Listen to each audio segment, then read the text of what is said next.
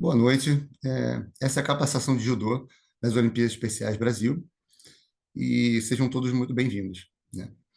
No judô, as regras esportivas oficiais, elas devem sempre ser empregadas, exceto quando estiverem conflitando com as regras oficiais das Olimpíadas Especiais, ou até mesmo com as regras do artigo 1, que todos já fizeram a capacitação modular, acredito que todos já tenham ouvido falar.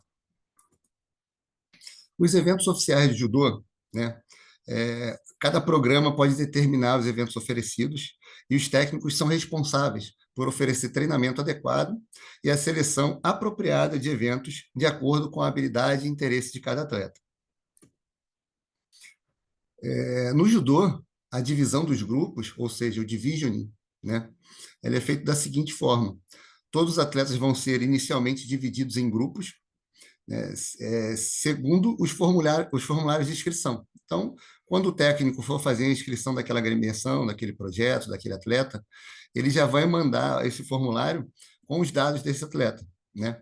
E ele vai mandar para o organizador daquele evento, e aí o organizador vai receber esse formulário e vai dividir os atletas de acordo com o gênero, nível de habilidade, peso exato, mas no final a gente vai ver a tabela de peso ali, né? Idade e a posição inicial, se o atleta começa de tati ou de neoasa, ou seja, em pé, né, ou de joelhos. Os critérios para o division, eles são a segurança, primeiro de tudo, né? Segurança antes da idade, peso e habilidade de todos os atletas no grupo em que eles foram inscritos ali, né? Se nem todos os níveis puderem ser oferecidos em um torneio, os níveis podem ser mesclados, ou seja, o organizador daquele evento ele pode mesclar tanto os níveis de habilidade, sendo os mais próximos, ou até mesmo a questão do gênero, a questão da idade, ele pode fazer uma adaptação se todos os técnicos estiverem de acordo. Mas isso será avisado antes da competição, para que o técnico fique à vontade para saber se o atleta vai participar ou não, sabendo que ele não vai ter aquela categoria de peso, aquela categoria de idade, enfim. Deve-se levar em consideração que a inscrição dos atletas com níveis de deficiência que não foram convidados de acordo com a convocatória não há razão para redistribuir corretamente.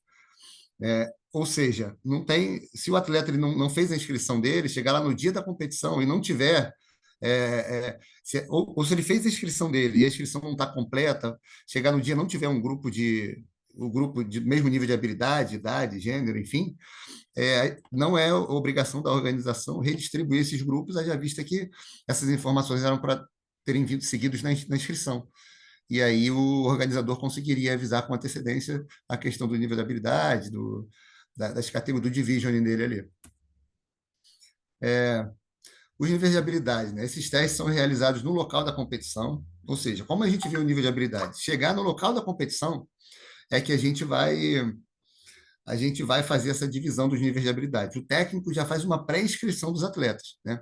Então, no local de competição, é feita uma sessão de treinamento e os árbitros do division, da divisão, eles, juntamente com os supervisores do tatame, vão verificar todo o processo de divisão. Ou seja, são passadas algumas atividades, elas vão ser conduzidas de maneira lúdica, baseada em jogos, projetada para retratar as verdadeiras habilidades dos atletas e, ao mesmo tempo, que compartilham um sentimento de recreação, amizade e diversão. Então, essas atividades vão ser passadas ali no tatame antes da competição, para ver se aquele atleta ele vai para um nível diferente, se ele fica no mesmo nível. Então, isso é feito lá, e quem pode organizar isso são os árbitros e a galera da organização. Tá? A sessão de treinamento. Essa sessão de treinamento antes da competição, ela deve incluir as seguintes técnicas: jogos para testar reação, né?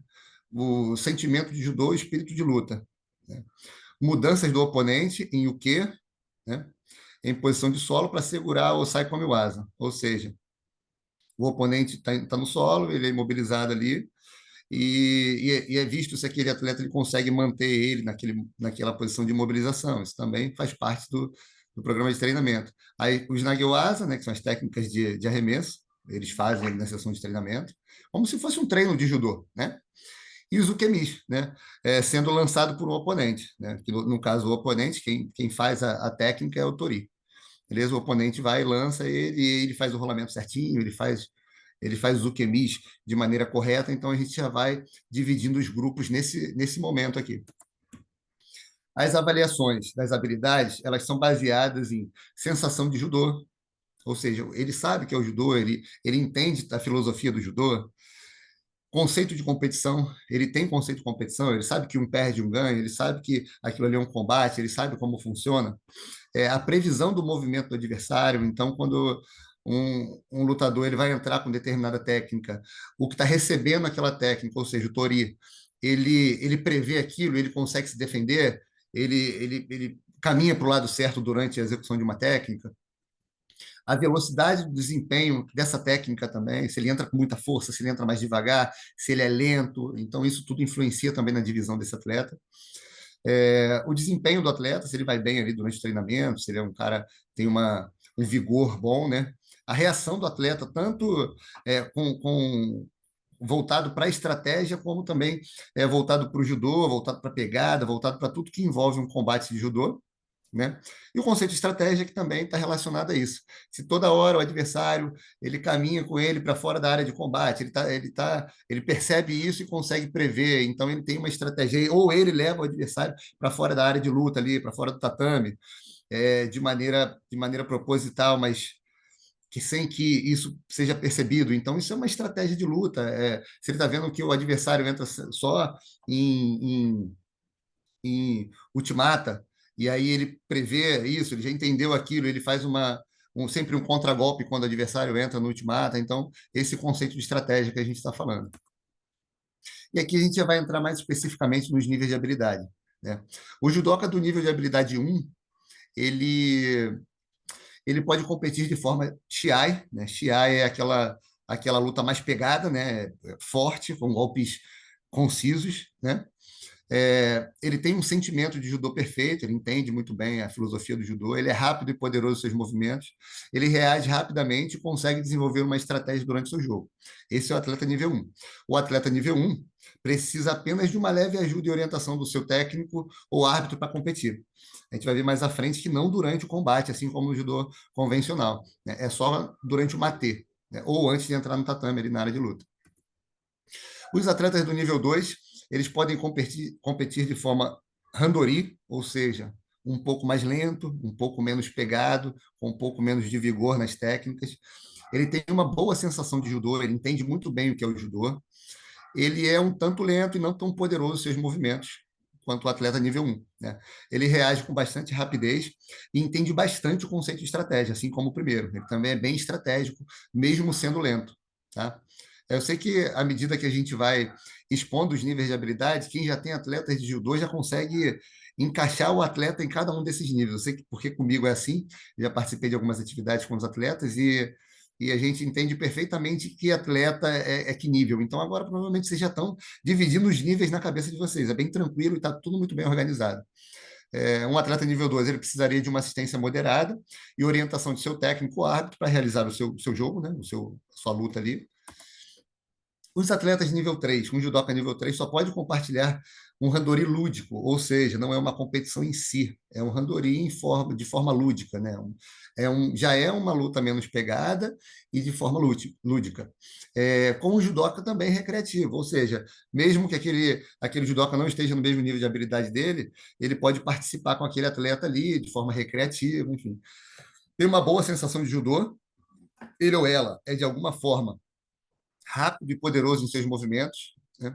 Ele reage razoavelmente rápido, mas sem nenhum senso de estratégia. Então, ele até é rápido, ele de repente é até um pouco mais rápido que o atleta nível 2, porém ele não tem muita noção de estratégia. Então, ele não prevê os golpes, ele não entende o golpe que está entrando, ele não impõe golpes que seu adversário está suscetível a receber. Né?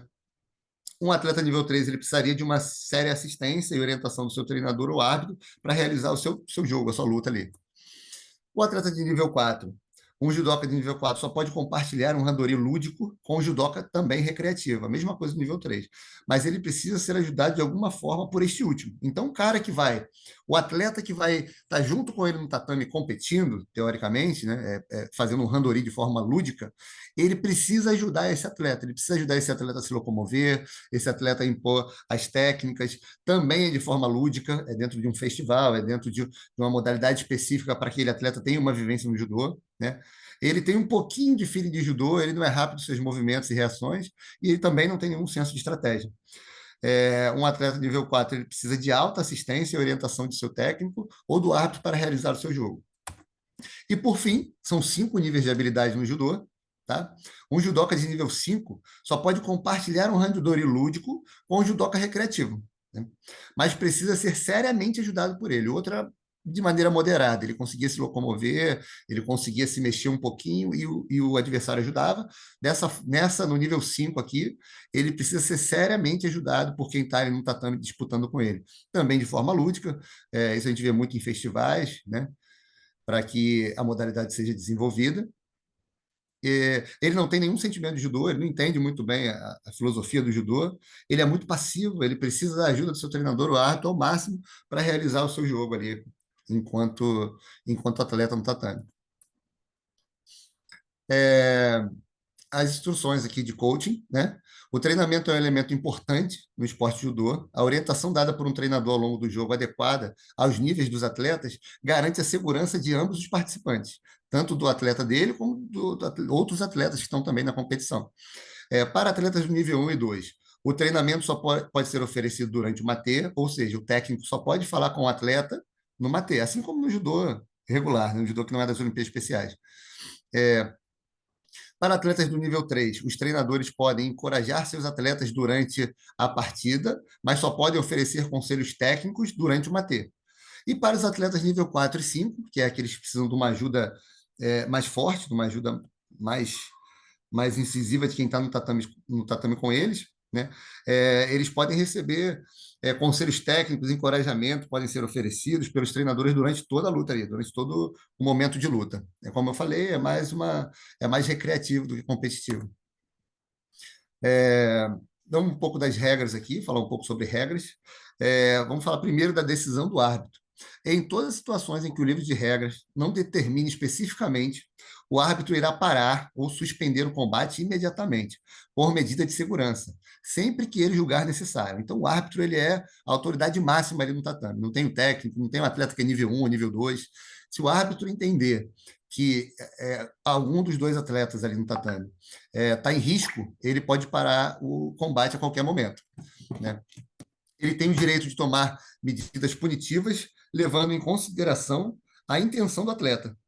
Então, mesmo que não tenha sido explícito, ele vê que aquele atleta está de má fé com o outro, tal, ele pode punir o atleta ali a qualquer momento, e essa decisão do árbitro ela não é passiva de nenhum tipo de, de recurso, né? A gente não tem. A decisão do árbitro ela é irrevogável. Recursos só quando as regras não são cumpridas. As regras da modalidade em si, né? O tempo de competição para atletas menores de 12 anos ou nível 4 e 5 é de 2 minutos, e, se necessário, o Golden Score de 1 minuto. O tempo de competição para atletas com mais de 12 anos, ou nível 1, 2 e 3, é de 3 minutos. Se necessário, um Golden Score também de 1 minuto. Se os grupos forem mistos em idade e nível, como eu falei, que o organizador do evento, baseado na quantidade de inscrições, ele pode mesclar aqueles grupos, casar um grupo com outro quando o grupo é próximo, o organizador decide sobre 2 ou 3 minutos em relação à segurança do atleta. Ou seja, se tiver um atleta do nível 3 com atletas do nível 4 e 5, ele pode definir se vai ser 2 ou 3. Se tiverem atletas do nível 5, do nível 4, que têm condições de lutar no nível 3, mas ainda assim são atletas nível 4, ele também pode decidir por mesclar esses grupos. Beleza? E ele decide se vai ser 2 minutos ou 3 minutos de combate ali. A assistência dada pelo técnico. Se um atleta precisar de ajuda para entrar na área de tatame da competição, o técnico poderá dar assistência com a ajuda de um árbitro assistente, né? Ele pode ajudar a levar o atleta até lá. Se um atleta nível 4 ou 5, muitas vezes ele precisa de ajuda na locomoção dele ali. Nenhuma pessoa deve entrar na área de tatame sem a permissão do árbitro, nem esse assistente, nem família, nem fotógrafo, nem ninguém. O tatame ele é sagrado. Acho que todos que praticam uma arte marcial sabem disso aqui, e o tatame ele é um local sagrado para quem pratica, né? Ainda sobre regras, a posição de início, a gente comentou um pouquinho lá na frente. Para dar início a uma competição, o treinador deve colocar no formulário de inscrição se o atleta vai competir em tatiwasa, ou seja, em pé, ou em neuasa. No início ajoelhado ou sentado, né? Os dois são de neuasa, são técnicas de solo, né? Há duas posições em neuasa em que o atleta pode iniciar a competição. Ele pode iniciar ajoelhado ou sentado um próximo ao outro, com as mãos em posição básica de kumikata, ou seja, grip position, posição agarrada no adversário ali, e as pernas estendidas para frente. Ou seja, pode ser ajoelhado ou com as pernas estendidas para frente. Tá? Se um atleta, por conta de sua deficiência, tem que começar em Neuasa, o outro atleta tem que se adequar à posição de Neuasa e começar em Neuasa, mesmo se ele tivesse inscrito para começar em pé ali. Mas se foi casado, enfim, todos dentro do mesmo nível de habilidade, ele vai ter que começar também de Neuasa, sentado ou ajoelhado, assim como outro atleta. Um árbitro, por razões de segurança, ele pode interromper uma luta que começou em Tatiwasa, ou seja, começou em pé, e continuar a luta em Neuasa, botar a luta para ela começar já ajoelhado, visando sempre a segurança do atleta, né? O judoca que desencadeou essa decisão irá atuar em Neuasa pelo restante do torneio. E os atletas e técnicos devem concordar com a decisão do árbitro, né? E a competição, esse combate que se iniciou em Neuasa, ele não pode progredir para Tatiwasa, ele não pode ficar em pé. Então tá bom, o árbitro mandou para começar sentado, mas eu vou ficar em pé agora, não pode. Né? O atleta que começa em pé nos próximos combates, se outro adversário dele também começar em pé, ele pode continuar em pé. Agora, o atleta que o árbitro julgou que não tem condições, ele tem que ficar a competição toda, começando a competição sentada, né? Os combates sentados ali. Se os atletas estão competindo em Neuasa, eles não podem empurrar os oponentes para trás, né? Para que não bata com a cabeça lá atrás e, enfim, tem algum problema mais sério, também visando a segurança. Em ambos, Tatiwasa e Neuasa, o árbitro garante que o pescoço do atleta não esteja travado de alguma maneira, que possa ser um risco de lesão. Agarrar o pescoço em ambos, ou seja, Tatiwasa ou Neuasa, passando da linha central da coluna, também causa um bater, também é uma transgressão grave ali. Técnicas proibidas. No judô das Olimpíadas Especiais, algumas técnicas que são do judô, elas não podem ser empregadas, né? E aqui vão essas técnicas, né? Técnicas que parecem ser lances de sacrifício não podem ser utilizadas, ou seja, todo sutemi asa não pode. Técnicas de bloqueio de braço, isso também no judô regular, no judô que não é das Olimpíadas Especiais, também não pode. Ficar impedindo o adversário de fazer pegada ali, tipo, meio que fugindo da luta. Isso também não pode no judô das Olimpíadas Especiais. Estrangulamentos, ou seja, shimewasa, nenhum estrangulamento pode ser desenvolvido durante toda a luta ali. Sankaku asa, ou seja, técnicas triangulares, triângulo normal, triângulo invertido, triângulo de mão, nenhum desses pode ser aplicado. E realizar um lançamento para frente em um ou dois joelhos, caindo em cima do outro competidor, depois de realizar uma excelente técnica, mas ele não pode cair com toda a força em cima do competidor. No judô, eles até botam mais força para que seja dado o ippon ali, porém, das Olimpíadas Especiais, não. Ele tem que entrar com a técnica e o adversário cair de costas. Então, aí o árbitro dá a pontuação ali. Qualquer técnica que põe em risco o pescoço do adversário, ela é proibida. Né? Em Tatiwasa, aqui são os exemplos de algumas dessas técnicas, né? O Koshiguruma e o Kubinage, né? Que é projetar pelo pescoço. O Koshiguruma é aquele que a gente abraça, também é uma técnica de projetar pelo pescoço, né? Em Neuasa, as seguintes técnicas são proibidas, ou seja, no chão, no combate de chão, a gente já está no chão ali e a luta está se desenvolvendo. O que é proibido? A gente não pode fazer o Ronkezagatame, né? O Makura Kezagatame, o Katagatame e o Tateshi Rogatame, né? O Tateshi Rogatame, ele até bota aqui, que ele pode ser executado, é, exceto a variação com apenas um dos braços preso. Então, se tiver com os dois braços ali, não tem nenhum problema, tá? Além disso, qualquer técnica que envolva o controle da cabeça do quê, ou seja, qualquer técnica que eu aplique o controle da cabeça de quem está recebendo a técnica, né? Ela também é proibida. Cada categoria final formada por division deve ter no máximo 8 participantes, né? Se tivermos de 3 a 5 competidores, no mínimo 3 participantes, tá? Se tivermos até 5 participantes, os competidores da mesma categoria formam um grupo e devem competir entre si no sistema Play Round Robin, ou seja, todo mundo contra todo mundo. É, 6, 7 ou 8 competidores da mesma categoria vão ser divididos em dois grupos, chamado A e B. Aí esse grupo pode ficar 3 mais 3, 4 mais 3, 4 mais 4, de acordo com a quantidade de atletas. E aí eles vão competir também no sistema round robin, é, dentro desses grupos. E depois que todas as lutas de cada grupo finalizar, os dois vencedores de cada grupo vão lutar no bloco final, que será a final direta. Como exemplo, o grupo A1 versus o primeiro colocado do grupo A versus o segundo colocado do grupo B, o primeiro colocado do grupo B versus o segundo do grupo A. E os vencedores das semifinais vão lutar pelo primeiro e segundo lugar. No caso de empate entre dois atletas, mesmo que o número de vitórias, quer dizer, com o mesmo número de vitórias, com o mesmo número de pontos, se ambos estão se classificando para os 3 primeiros lugares, o vencedor da luta entre os competidores que estão empatados vai prevalecer na classificação. Então, se eles estão empatados com toda a pontuação, eles vão se enfrentar. E naquela luta, determinado atleta vence. Então, o que vai prevalecer é o vencedor dessa luta entre eles. No caso de empate entre 3 atletas em um grupo, o mesmo número de vitórias, o mesmo número de pontos, se todos estão se classificando para os 3 primeiros lugares, eles devem ter uma segunda chance de competir entre eles, para ver se a gente continua com essa mesma pontuação. No caso de um competidor não ser capaz ou não querer competir dentro do seu grupo, seu resultado não mais será computado, nem para ele, nem para o oponente. Tá? A pontuação os dois ficam sem ganhar a pontuação ali. Atletas com síndrome de Down, diagnóstico com instabilidade na tônus axial, não podem participar da modalidade de judô, né? O uniforme do judô das Olimpíadas Especiais é o uniforme do judô sem ser das Olimpíadas Especiais, que é o judogi, né? Os atletas têm que usar o judogi branco durante toda a competição, mas não pode ter a bandeira do país no kimono. Ele tem que ser liso ali, tá?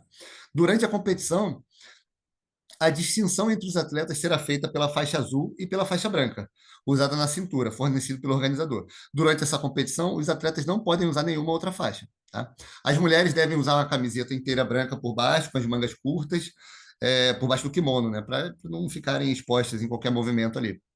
Tá?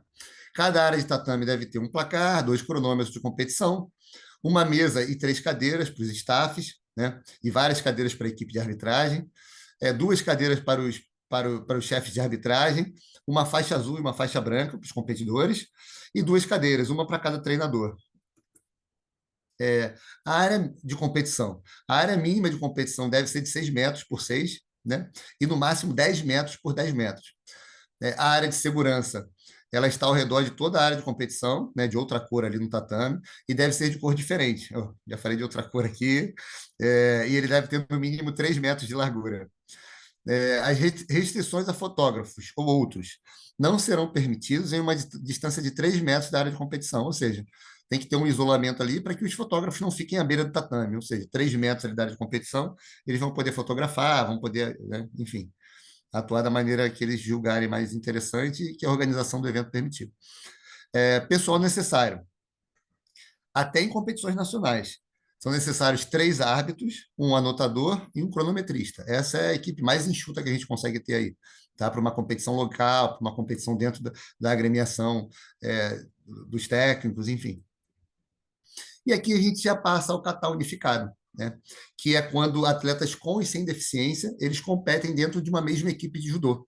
Né? E aqui são as especificações para que isso aconteça. Uma equipe ela deve consistir de um atleta na função de tori, com deficiência intelectual, e um parceiro sem deficiência intelectual, na função de o quê? Ou seja, o atleta na função de tori, ele tem deficiência intelectual, ele vai aplicar a técnica. O atleta na função de o quê? Ele vai receber a técnica desse atleta com deficiência intelectual. Beleza? Com o kata unificado, está aberto a todos os níveis. Nível 1 e 2, agrupados juntos, e níveis 3, 5, agrupados juntos. Todos os ataques, de 3 a 5, né, na verdade. Todos os ataques ou reações do Q, em todos os katas devem ser adaptados de forma e velocidade para a deficiência do atleta das Olimpíadas Especiais. Então, não tem como o atleta sem deficiência que está recebendo aquela técnica, ele se projetar com muita força na frente do atleta que está aplicando, porque, inclusive, isso pode também machucar. Né? Ele tem que respeitar a especificidade daquele atleta que ele está sendo parceiro ali. Tá? Todas as adaptações e técnicas alternativas devem ser preenchidas com antecedência no formulário de pontuação do kata antes da competição. Os katas que a gente utiliza nas Olimpíadas Especiais é o Nagi no kata, o Katami no kata e o Gonosen no kata. Eu botei um pequeno resumo aqui de cada um deles, eu acho que a grande maioria, por serem faixa preta, já conhece, né? O Nagi no kata atualmente é composto por 15 técnicas, sendo divididas em 5 grupos, com 3 técnicas agrupadas conforme sua natureza. O Katami no kata, ele originalmente possuía apenas 10 técnicas principais, as quais foram depois sistematizadas e organizadas em 15, fixando-se na forma final. As técnicas foram agrupadas em 3 categorias, o Saikomi-waza, mobilização, Shimewasa, estrangulamento, e Kansetsu-waza, técnicas de entorse, né, que está de luxação, mas são técnicas de entorse, de articulação. E o Gonosei no kata são formas de contra-ataque. É um kata que é muito mais voltado para o contra-ataque. É um kata de judô que se concentra em contra-ataques e em técnicas em contra-ataques a técnicas de arremesso. O kata unificado níveis 1 e 2, eles são projetados para atletas e parceiros mais experientes e que possuem níveis de habilidade e conhecimento de judô similares. Né? Não adianta eu botar um atleta que seja muito forte, muito rápido para competir com um atleta nível 2 que não é tão rápido assim. Nos níveis 1 e 2, são possíveis as seguintes formas de kata. Nagi no kata até os 3 primeiros grupos, o Katami no kata, o primeiro grupo, e o Gonosei no kata, também o primeiro grupo. Nos níveis 3, 4 e 5, para atletas do nível 3, 4 e 5, o kata unificado é usado para promover o desenvolvimento de habilidades individuais e a confiança sob a orientação de um parceiro unificado, né? Ou seja, um parceiro, um atleta sem deficiência, cuja habilidade e conhecimento de judô são mais avançados, como a gente viu lá na frente, do que dos atletas. Então, por isso que nessas modalidades, nesses níveis, 3, 4 e 5, é muito mais para o judô festivo, né? Quando a gente faz um festival de judô ali. Nesses níveis são possíveis as seguintes formas de kata, o Nagi no kata até os 3 primeiros grupos, o Katami no kata, primeiro grupo, e o Gonosei no kata, também no primeiro grupo. Atletas de nível 3, 4 e 5, todas as técnicas como sutemi waza, arremesso em um ou dois joelhos, agarrar a perna ou pressão no pescoço devem ser adaptadas ou substituídas por uma técnica alternativa. Ou seja, nesse kata, ele especifica que técnicas são essas.